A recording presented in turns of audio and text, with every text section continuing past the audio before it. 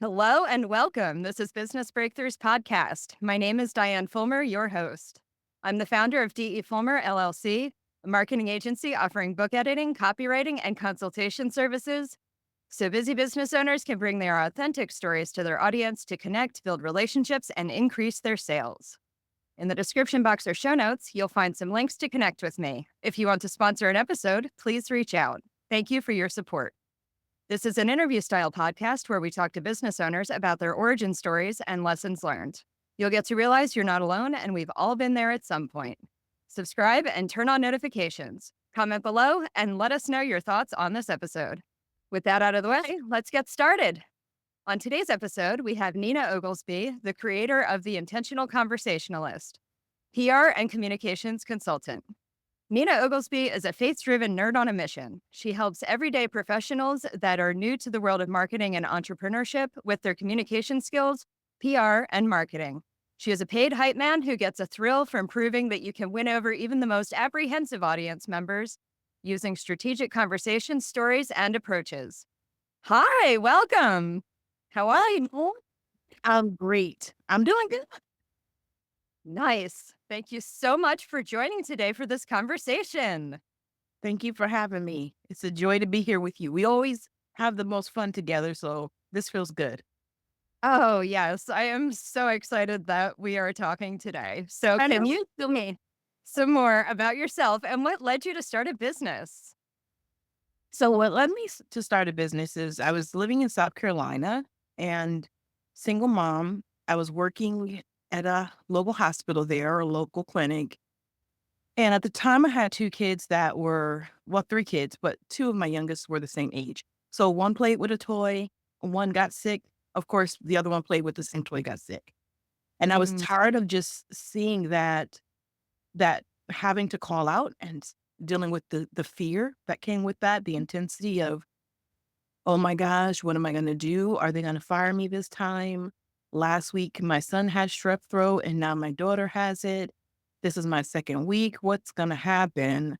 Meanwhile, my oldest son, a lot of times he was facing trouble. And so I was having to miss work. And I got tired of feeling like I was between a rock and a hard place. Like, how do I contribute to a household and work? Like, how do I do both things? And so I had the idea, let me look into what it would be to work from home. Or if I am bringing value in this outlet and there's a relationship between me and this person, this buyer, can I take that same philosophy and apply it in another capacity? Could I then take it and create value for another relationship where I get to deliver that value via home? And so that's when it sparked me to start researching and learning more about business and to look into starting a business. yeah, that's very understandable. That happens a lot of times. People are trying to balance all of their different obligations, and then having that freedom in their schedule helps them a lot. So, Yeah, it definitely, it's so mhm, funny because I realize that oftentimes the seed of a thing is not the necessary end of a thing. mhm. Meaning, that was what originally made me look into finding other ways to deliver value. But then it became like so much more than that. It was moments like, for example, when I went through a season of homelessness and transition, remembering those moments of having to choose between my daughter field trip and sneakers or keeping the lights on and food. And I remember at times seeing people, I'll never forget it. I was on Abernathy. If anybody knows anything about Atlanta, they know that Abernathy is one of the main roads there in Sandy Springs. And I'll never forget being at a stoplight and there was this man who walked by in front of me and he was pushing a cart. He could barely keep his pants up because he had the belt that seemed wrinkled or something. And he had one part of his pants where he was pushing the cart with his left hand, holding his pants up with his right hand.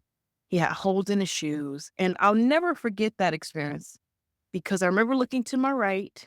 I remember looking to my left. And I was like in my car, it was just a standard regular car. And I saw all these, it was like Lexus next to the right of me, Bentley to the left of me. And nobody seemed bothered. Nobody seemed bothered. And don't get me wrong, I cannot judge what was going through their mind. maybe they could have had the feeling of pity. Maybe they could have had the feeling of wanting to do something about it. But I just remember sitting there and saying to myself, I can't even help this man because here I am living on the couch of a friend. And I'll never forget feeling like I want to be my most profitable self, whether that's in employment, in business, whatever that may be. So the Mhm. seed of why I started in the business, wanted to start a business, didn't end up being what fully catapulted me into it. It was actually having those moments of wanting to be able to have something to give to someone and not be broke. I mean, I grew up in church and was tired of always praying about miracles, but feeling like I was always broke. And Mhm. that is what really inspired me even greater to do more about business and to learn more about business. The faith of a mustard seed. Yes, indeed. Yep. So, can you tell me a bit about something that you've learned and who helped along the way? Sure. Learn many things. I would say the people who have helped me, one was one of my mentors. His name is Chris, and you'll see him oftentimes on LinkedIn and you'll see him on Instagram. I'm going to give you, actually, I'll pull up his handle as I speak. Okay. His name is Chris in Cheatham West, and that's exactly what his handle is. You can find that. But he was helpful because I was doing a lot of things. And when you come into my background was working in PR, right, in different capacities, but never, I was not an entrepreneur. I didn't come from a family of entrepreneurs. I didn't have anybody who I knew that I could go to in business. In fact, I was often intimidated in the circles that I went to, whether it was a networking event, whether it was a meeting, whatever it was, a social, whatever. I was often intimidated because I would spend time with these brilliant people who, when you listen to them, they would talk about their corporate ladder and the clients they left the company with, and the degrees they had, Mhm. and all these accolades. And here I am, just a single mom with a desire to contribute and not be broke. And I couldn't speak for any of those things. So I remember doing everything I could to just read and consume everything. Every podcast, every class I signed up for, every book, every library thing. How can I just do the thing, right? How can I just execute the dream, get the knowledge, get the understanding so that I can create my little worksheets, my cheat sheets, and know how to execute the plan and strategy. And it was getting me nowhere, like literally nothing to show for it. I had all this expertise that I amassed and able to impart to people, able to get their trust, able to sway them, but producing nothing for myself and feeling Mhm. embarrassed about that.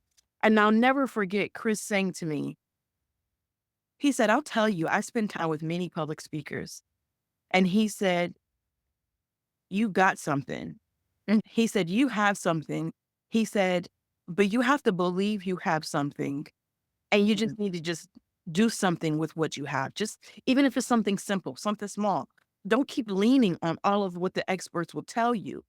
Because I started paying attention to a pattern and understanding when he told me that when I looked at their background and their advice, it, it, it didn't fit my journey. So I was Mhm. taking advice from people who were creating cookie cutter. This is how I did it. This is how it should be done. This is how it's going to look. And that didn't fit me. So no wonder wasn't getting anywhere. I wasn't looking at who is Nina, what is Nina delivering, and what are people buying from Nina, and then how can I just do something with that? And so Chris, that lesson really, really shifted so much for me because I would read stuff, Diane, like I would read stuff that would talk about, for example, it would say something like, know your buyer. Mm. And I remember reading stuff like that and being so frustrated. What the heck does it mean to know a buyer? And if I've never met them before and I've never sold, how the heck can I possibly know them? Right? Mhm. Because if you look up the true definition of know, it's a level of intimacy. It's not know, imagine, it's seek to understand the buyer, meaning the more you Mhm. spend time and the more you imagine, the more you have an understanding, not who they are, what they're working with, stuff like that. But beforehand, you're talking to a receptionist. I didn't know what that meant. Mhm. So his advice was just some of the most life-changing advice for me. Oh my gosh, I could go on several branches of thought. You always inspire me so much, Nina. So, okay, one, I want to ask about your public speaking experience because I've always been curious about that because you are an incredible speaker. Two, I want to Thank also you. mention with the knowing your buyer thing, like part of that is market research, I think, and Mhm. actually talking to your customers. You know, I have a customer service background. So I feel like building that rapport with people and actually going out there and talking to real people. And I know that with PR, you also believe in connecting with people. So we could also talk a bit about that too. So, Yeah, you should definitely talk talk to about first, people. column A or column B. But I'll be curious to see. I think here's the thing that people don't tell you. When they say know your Yeah. customer, Yeah. right? And know your buyer, talk to your customers. If you've never sold anything to anyone, technically you don't have a customer yet. You only Yeah. have a prospect. So Yes. that's what I mean by the frustration of the language we use.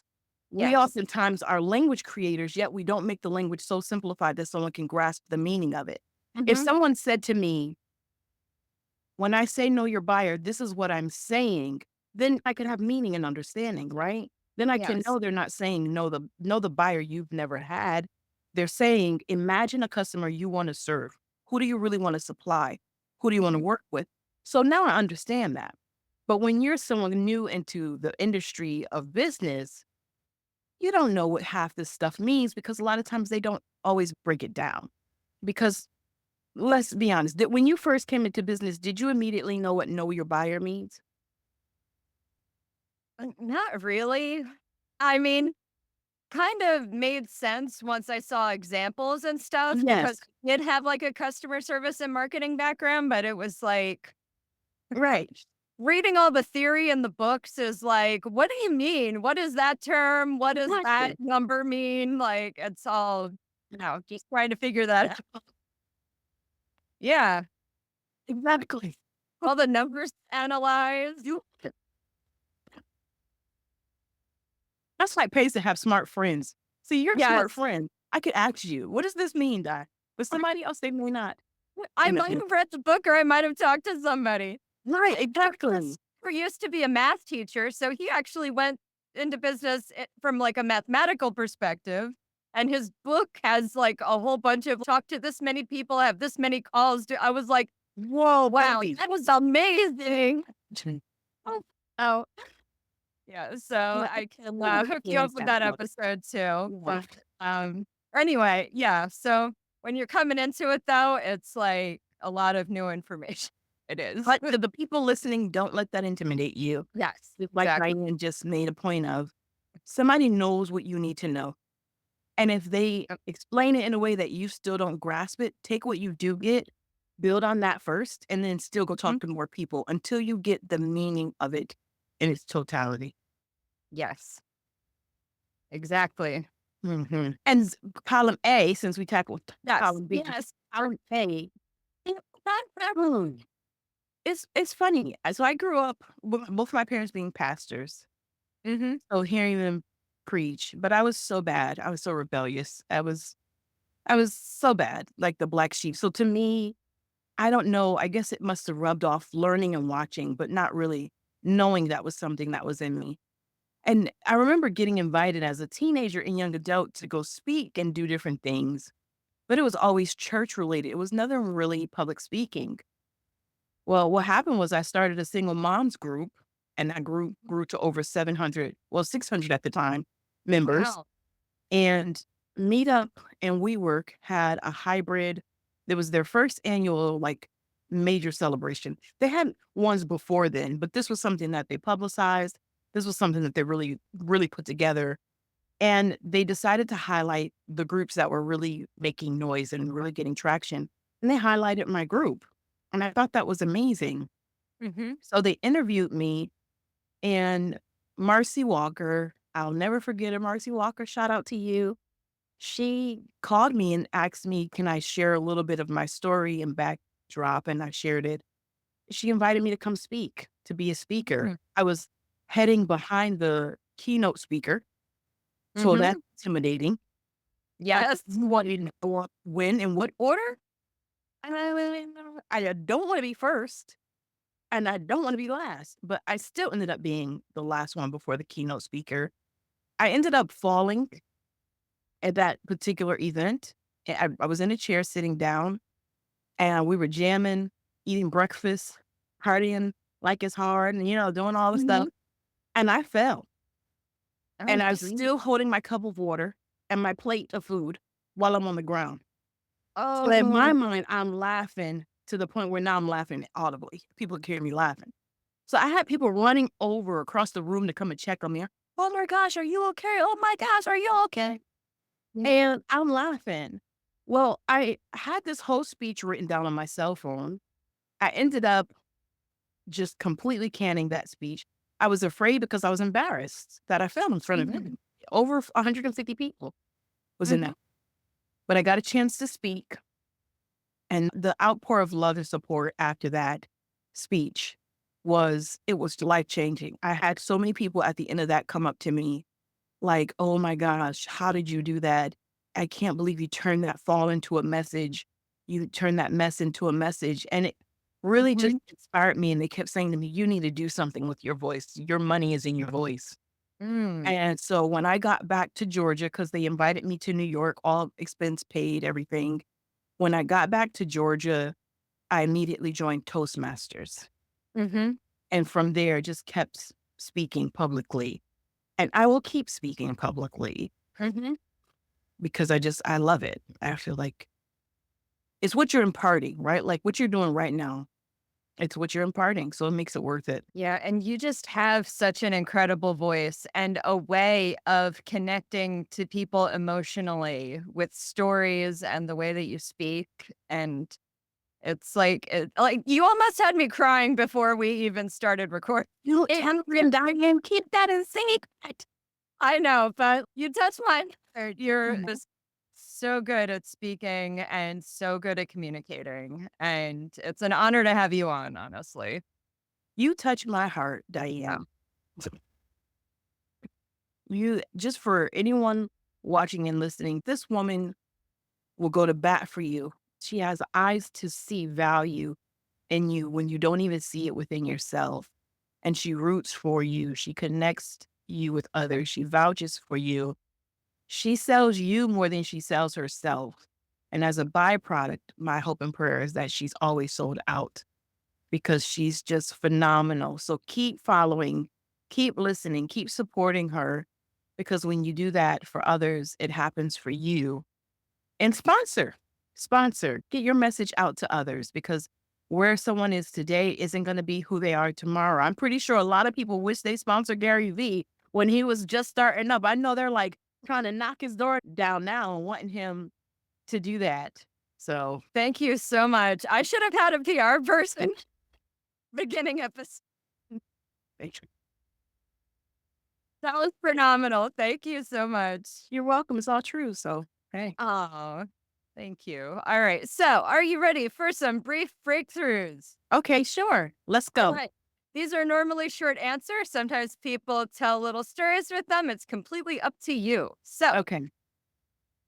first one, name a mistake people make. Letting mistakes silence them. A recent lesson. People just care about the answer and the gold. They don't necessarily care about the shape or the box.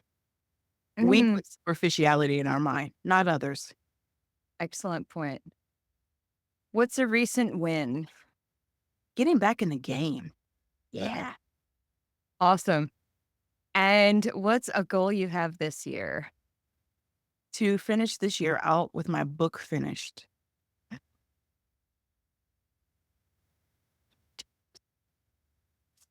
Right there. I did not realize you were doing a book. So now you have to tell me about it. Well, I'm in the Bible verse. Was Yeah. I'll have to tell you more and Okay. share more. Maybe I'll come back when I'm in a different phase of that Okay. effort. You'll Yeah. have me if you'll have me. If your audience will have me. Okay. That sounds good. All right. We're past the brief breakthroughs. So where do you see yourself in 5 years? Ooh, sitting as a board leader, sitting working with nonprofits, Mhm. helping them using my voice to help raise funds for different retreat homes. For me, during that time of being in transition, it made me realize that a lot of the programs that are out here to face homelessness, they're not really fully structured in a way that's most effective. So Mhm. I would love in the next 5 years to be doing that, to have built my influence enough to be able to really contribute to that. I will have been a published author of several Mhm. books and Yes. public speaking and traveling the world. I don't, Mm. languages come fairly easy to me. God, I thank you. They come really easily to me. I speak Mhm. Spanish, sign language, and Japanese. So for me, I really would love to be able to be in an international market and Mhm. do that. And I plan to. I see that already happening. So that's where I'll be. Probably maybe saying hi to my first grandchild. Evolve in 6 years, my youngest son will be 23. My Mhm. oldest son will be 32. My daughter will be 22, 23. So I'm hoping they'll be Mhm. married or maybe you never know. Maybe at least my Yeah. oldest son. You never know. Yes. So we'll see what happens. We'll see God what willing, happens. right? Yeah. And definitely something in ministry, something in church, because that's Yeah. where my heart is. So definitely somewhere there in that space.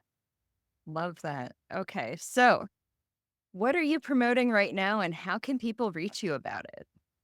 So you can reach me right now on LinkedIn. Like I Mhm. said, one of the business breakthroughs that I had was getting back in the game. Mhm. Diane, no, but you guys aren't privy to that. But I'll tell you, I stepped away from my business to really tackle the new role that I took on at Yale.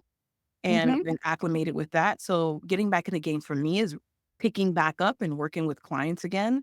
So you can reach me via LinkedIn Mhm. and connect with me there. And all of my information will be there. So you can just connect with me in there. That sounds great. Do you have any last stories, points, breakthroughs? I would encourage the people watching this. Everybody's at a different place, but no matter how successful you are, you will have rough moments, whether it's being in your own headspace, whether it's someone disappointed you, just stay encouraged and know that it's a journey, it's an adventure. Don't ever be so hard on yourself that you let something that knocks you take the one out of yourself. Keep going, stay consistent no matter what you face, even if it means retreating and regrouping.